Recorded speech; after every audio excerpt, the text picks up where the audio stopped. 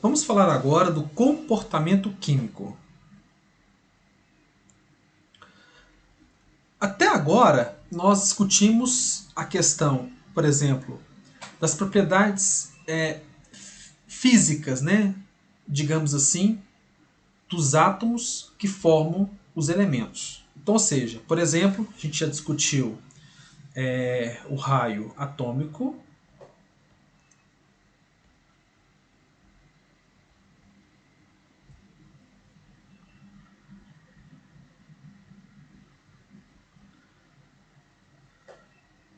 Nós já discutimos o raio iônico.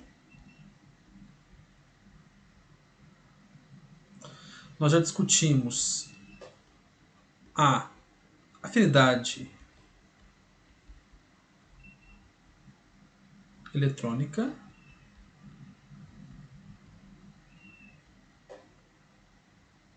E nós já discutimos a energia de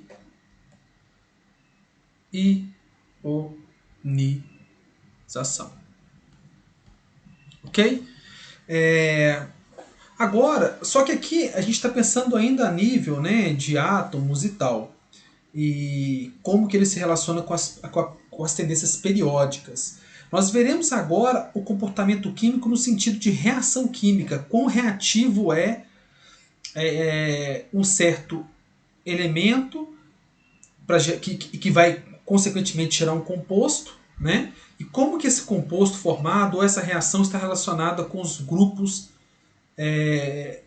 com os blocos da tabela periódica, os metais alcalinos terrosos, os metais de transição, os não metais, os semimetais e assim por diante. Esse é o foco agora da nossa parte de modelos atômicos e, particularmente agora, propriedades e tendências periódicas. Vamos agora discutir os compostos binários de hidrogênio. Binários vem que é formado por dois elementos. Um elemento qualquer E, de estequiometria A minúsculo, e o hidrogênio com estequiometria B minúsculo. Então vamos ver como que é a característica dos elementos ao reagirem e formarem compostos de hidrogênio, com hidrogênio. Né? Então, se nós pegarmos, por exemplo, isso são chamados de hidretos. Tá? Hidretos serão. Então, por exemplo, se nós pegarmos os hidretos com metais alcalinos, que é o grupo 1, ou família 1, e os alcalinos terrosos, nós teremos uma característica salina. Então, a gente pode inferir que esse composto seria um composto iônico. Então, por exemplo, olha que interessante isso. A gente está acostumado a dizer, por exemplo, né, no caso, o NaCl, sólido, né? Como é que seria esse cátion e ânion? O sódio seria o cátion, né?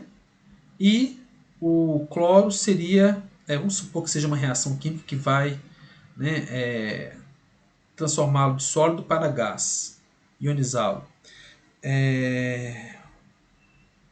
Não sei se é ionizá-lo, mas enfim, né, vai transformá-lo de sólido e seus gases catiônicos, né? Iônicos, né? Desculpa. Então, nós teríamos, claro, certa energia deveria ser fornecida. Então, a gente pode observar o quê? Que o sódio é positivo, o cloro é negativo. Então, a gente teria um cátion e um ânion que forma esse sólido. Só que aí, no caso de um sal, como é que seria isso? Né? Então, a gente pegaria lá o hidrogênio até tem uma dificuldade muito grande em ser localizado na tabela periódica. Algumas tabelas o coloca aqui, outras tabelas o coloca no centro, outras próximo do carbono. Né? Então o hidrogênio ele fica deslocado. Mas uma coisa interessante é porque isso também, né? A gente não imagina, mas o hidrogênio ele não é tão eletropositivo assim como, por exemplo, o metal alcalino. Então ele tem uma certa eletronegatividade, inclusive próxima da eletronegatividade do carbono. Carbono Boro, aqui, o carbono é o grupo 14. Desculpa, o carbono é aqui, gente. Ó. Coloquei lá na frente, o carbono é aqui. Tá? Então o carbono vai estar aqui, ó. Né? Aqui esse boro, carbono. Boro, carbono, nitrogênio, boro, carbono, nitrogênio, oxigênio, flúor e neônio.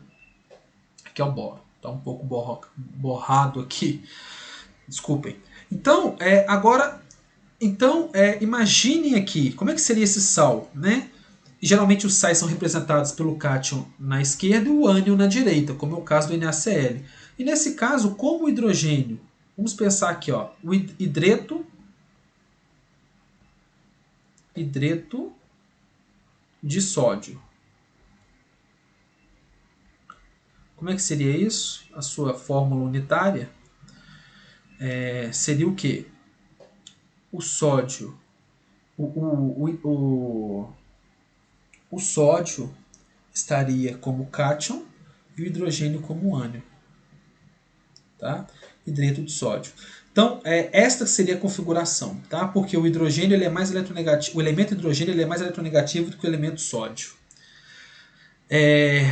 Se a gente pegar o hidrogênio, né, e reagi-lo, por exemplo, com os elementos do bloco D, ele na verdade entraria nos interstícios, tá? Nos interstícios dos metais, e o comportamento ainda seria metálico, né? Então seria como se fosse uma difusão. O hidrogênio entraria para dentro da cavidade do elemento metálico, né?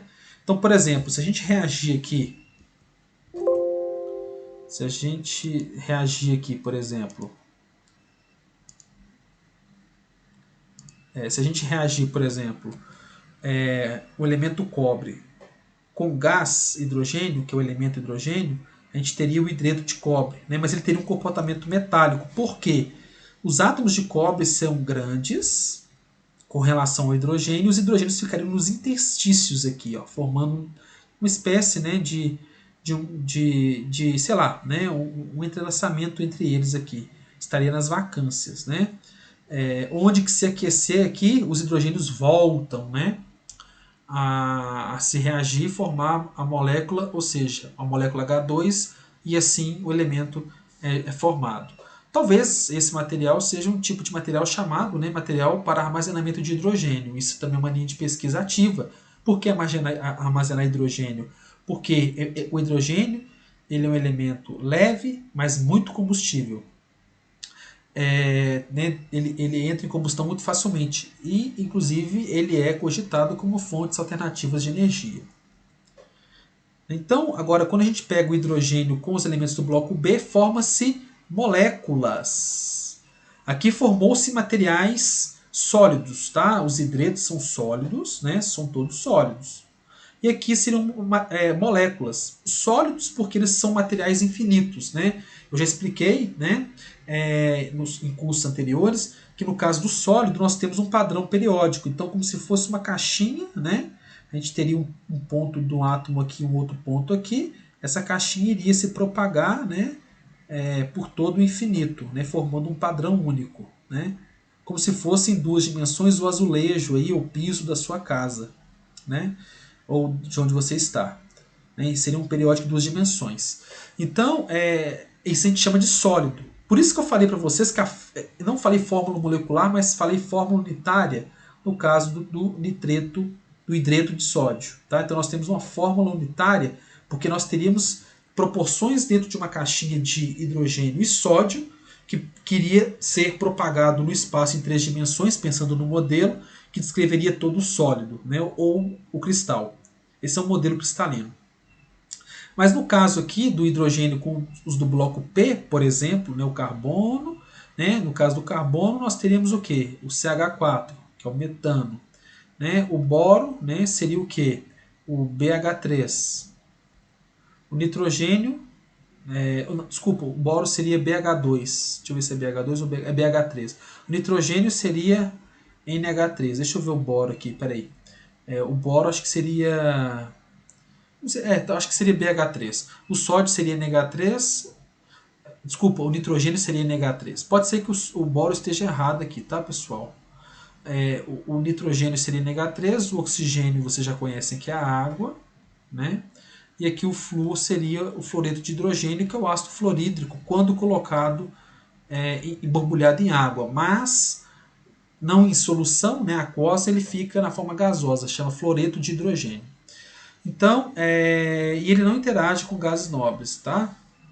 Então essa seria a relação dos hidretos. Agora vamos pensar nos óxidos, né, os compostos formados por oxigênio e um outro elemento. Seria isso, ó, elemento, né, e o oxigênio. Estequiometria A, estequiometria B aqui, dos dois. As relações estequiométricas. Então, por exemplo, quando a gente pega os elementos do bloco S, nós teríamos os óxidos, né, de sódio, óxido de cálcio, seriam iônicos. Né? Assim também como quando os oxigênios formam compostos com os elementos do bloco D, né, aqui. Então eles seriam o quê? Por exemplo, o óxido de ferro, o óxido de cobre 2, desculpa, o óxido de cobre 1, né? Aqui nós teríamos o óxido de ferro, deixa eu ver se é ferro 3, isso, óxido de ferro 3, e assim por diante, tá? Óxido de cobre 2, e assim por diante. E aqui, né, nós teremos ligação covalente com os ametais, tá? Porque eles teriam eletronegatividades semelhantes e não formariam compostos iônicos. Então, a tabela periódica moderna nos permite racionalizar a química em termos do raio atômico, do raio iônico, da energia de ionização, da afinidade eletrônica e a eletronegatividade, e da natureza da ligação química e reatividade. Então, por exemplo, aqui nós teríamos um caráter, no caso, só para falar de característica de ligação química, modelo iônico e modelo covalente, onde o modelo iônico nós temos uma transferência de elétron de um elemento para o outro, onde esse material iônico estaria com suas ligações arranjadas de um modo eletrostático, onde um cátion interage eletrostaticamente com um ânion. Já a ligação covalente é o compartilhamento de um par de elétrons ou de pares, pelo fato de que os elementos que o formam, por exemplo, né, teriam eletronegatividades semelhantes, como é o caso do metano, né, ou de outros compostos orgânicos, né, porque eles têm eletronegatividades semelhantes, então eles teriam compartilhamento de pares de elétrons. Então é isso. Né? Obrigado e até a próxima aula.